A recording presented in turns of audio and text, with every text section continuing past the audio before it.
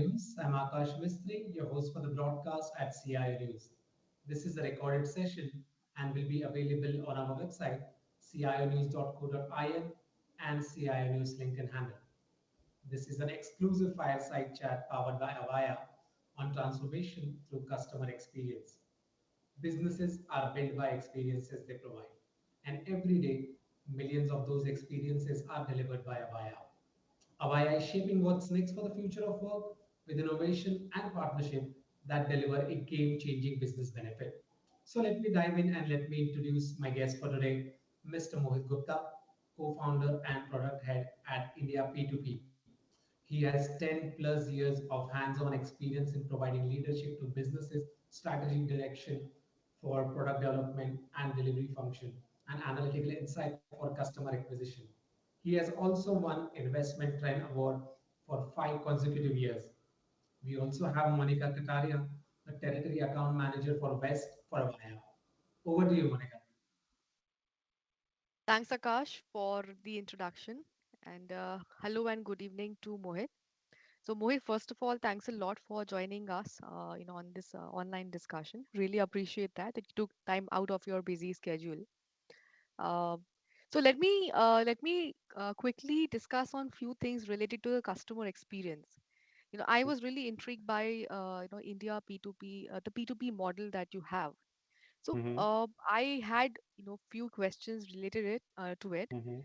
My first question is, how are you managing your customer experience and how are you leveraging digital channels to deliver a supreme customer experience? If you can shed a brief light on your the CX initiatives that you are you're having it organization. Yeah. Thank you. First of all, thank you, Akash, and thank you, Monica, for the introduction. And yeah, so at India P2P, we take our customer experiences very seriously because, like, the journey of the customers, where they are coming to invest in a certain product, uh, the journey for a person who is investing, say, 5,000 rupees, or journey for a person who is investing 50,000 or 50 lakh rupees. So that is totally different. So it's very important that people who are coming on board, they are your net promoters. They are coming again and again. So in our platform, the way we have designed a journey, we have seen the repetition rate, the people who are coming again and again on our system, is one of the highest in the industry. Like 40% of the people do come again and they invest again on the system once they see the returns that we are providing at India P2P. So the one reason definitely is the returns we are giving. It's 16% returns, which are, I think, not available across any platform. The other thing is ease of use of the platform, that how quickly, how easily, how effortless is the investment. So when you go to any investment platform, you would want it to do all the analytical stuff, have all the compliances, any security aspects that should be taken care of. So doing keeping all those aside, people want the user experience to be good, great. So that's what we have tried to incorporate in our lender onboarding and lender dashboards. So that our people are net promoters of our product, and that is also reflected in our referral programs, where like most of our incoming investors, they are referred by like some of the investors who are on board. Okay, okay. So, I mean, if I may ask, how do you measure the customer experience exactly? Are there some tools in place, or there are some KPIs that you track regularly, or there's some techniques that you have standardized in your organization to have a consistent and smooth customer experience? See, for any customer experience, I assume you are aware of all the analytical tools which are available in the industry. Right. So we also use different analytical tools. We do some A/B testing where what kind of journey is actually more favorable, more favored by the user instead of the other one. And we do take regular feedbacks from our users. And then there are some beta testers. I mean, whenever we are launching a new module, new functionality, we go ahead and we talk to our customers who are, I mean, who are very involved in the product, and they provide us Mhm. in some insights. So all these different techniques in the overall product development are employed, and those actually give result to the final output. So Okay. so whatever the output comes is actually vetted like in two three different scenarios. Okay. Okay.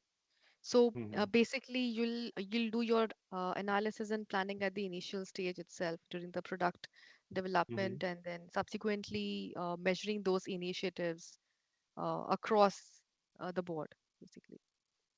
Yeah, something like that. So, for example, suppose we have to launch another product. So, Mm-hmm. what are the objectives? What are the KPIs of that product?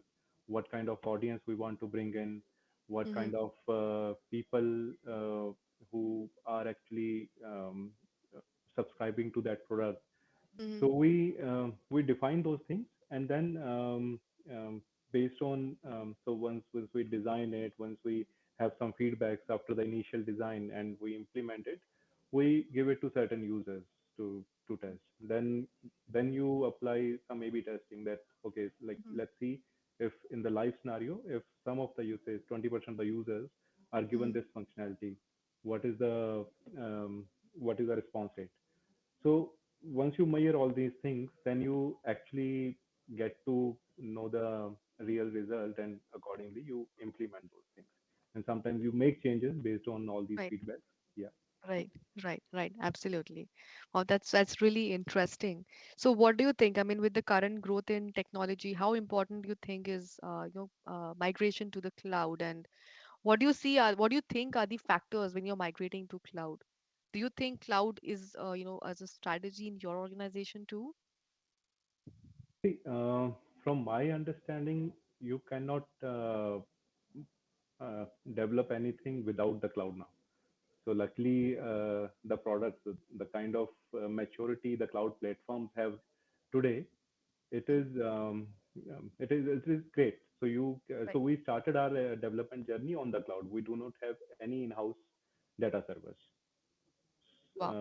Though I remember in my previous venture, we had a like when we started the last venture, it was an in-house data center, and then there was a huge exercise. It took approximately 3 to 4 months in planning and executing and moving to the cloud. But finally, Mhm. once you are on cloud, the management and the whole uh, you can say maintenance of the system is very smooth, and Right. it is very easy. So you have certain authorization rules, authorization levels, which you and the processes, because again, we being the RBI licensed organization, and any fintech organization, it has to be compliant on certain role-based authentication systems, that how different Right. roles processes are maintained. So that Hmm. is very easy to manage in a cloud-based system. Right. So that So way, basic. everything. So in fact, even in cloud, so earlier the cloud days were more on an infrastructure as a service, where you used to give uh, instances, servers, virtual servers. So now it is more of a serverless architecture. So the kind Right. of infrastructure that we have employed, it is totally serverless, so that even our administrators do not need to manage servers, hardening of servers, because that everything is taken care by um, different cloud providers. So you can truly say that P2P is born into cloud. Yeah, yeah. So that's the way it is nowadays for any tech. Yeah. Right, right. Absolutely. I think cloud as a delivery model has huge benefits, commercially, operationally, and we have seen that there is tremendous adoption when it comes to cloud.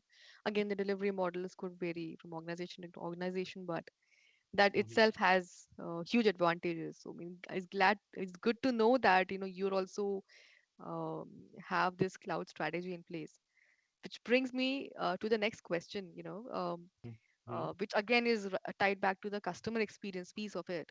That are you mapping your customer journey across multiple touch points? Your customers could be reaching out to you, or you'll be reaching out to your customers across different communication channels. So do you have a customer journey to map it out? And also, how important do you think analytics and AI has proven to be in the customer journey mapping? See, I think the first question that you asked, that had many aspects that you are asking here again. So for any customer journey mapping, analytics is very important.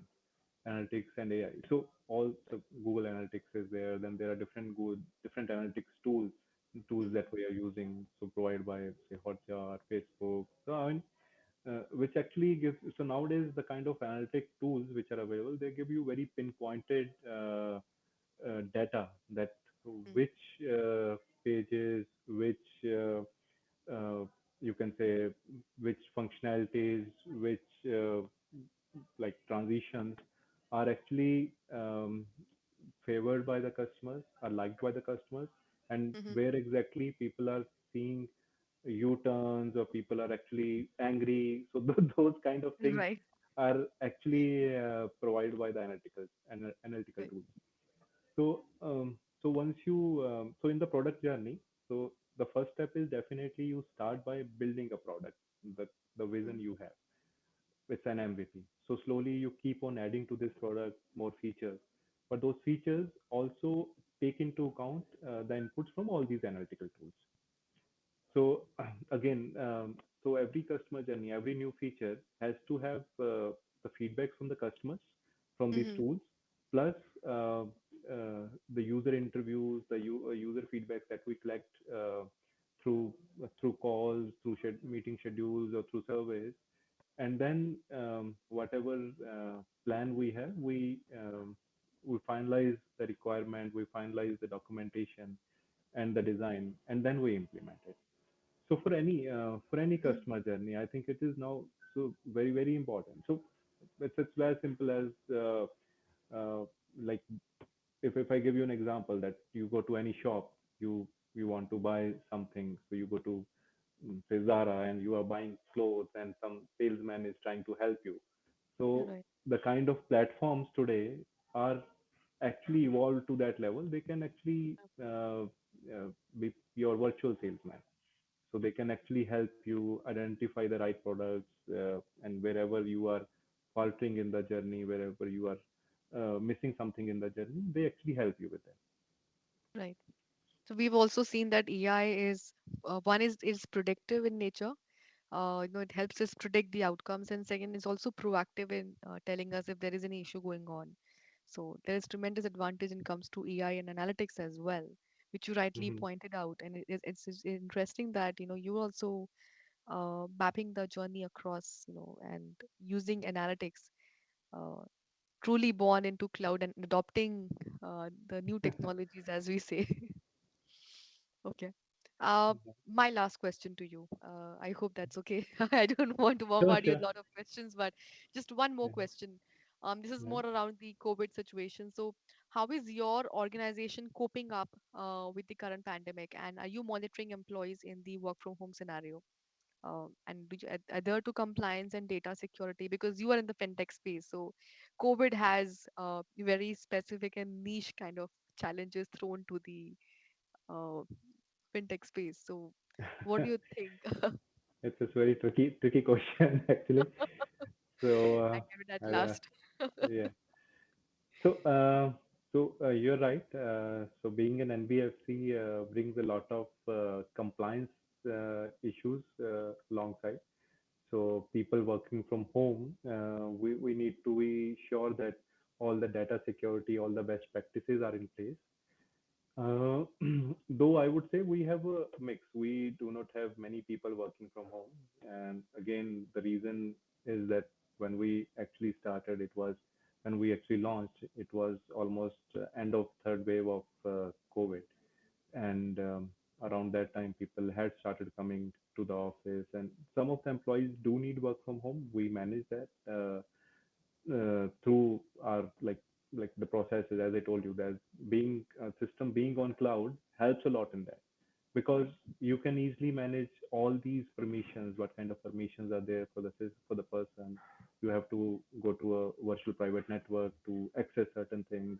You have to access VPC to apply code changes, or again to access a customer list, or I mean, even for the customer care guys, they need to have a certain authorizations before they actually log into the system. So all Mm-hmm. these things are again are easily done because everything is on cloud. Yeah. Right. So that is so that's how we are managing it, and luckily till now we are managing it well, and there has not been any instances where employee or employee is unhappy or compliance breaches happen, and we we plan to manage it like that. Yeah. Wow. So basically, Mhm. cloud has augmented the way you have been working. It has Yeah. definitely been a boon that way. Yeah. Yeah. It has been. Yeah. Yeah. Wonderful, wonderful. So I Hmm. think Mohit, I pretty much covered all the questions. I think you've answered most of, I mean, almost all of them, really well. And I was wondering, this is a really interesting conversation that we just had. And of course, I would want to talk more about your business and Hmm. what value you're offering, to the customers. But I'm sure Hmm. that the team that's recording the conversation, probably they would want to keep a timer on that. I want to discuss more probably, sometime later in another discussion. But thanks a Definitely. lot. Yeah, yeah, but really appreciate that, you took out time and we're having this discussion. So, you have any questions, please, you can, you can ask us. We're only Thank you, Monica. It's my pleasure to have a discussion to actually meet with you guys. And yes, we can actually discuss further synergies that we were discussing. Yeah, right, right, right. Thank you, Mr. Mohit, for sharing your journey and views. And thanks, Monica, for driving the session. Really appreciate your time. Thanks a lot, Akash.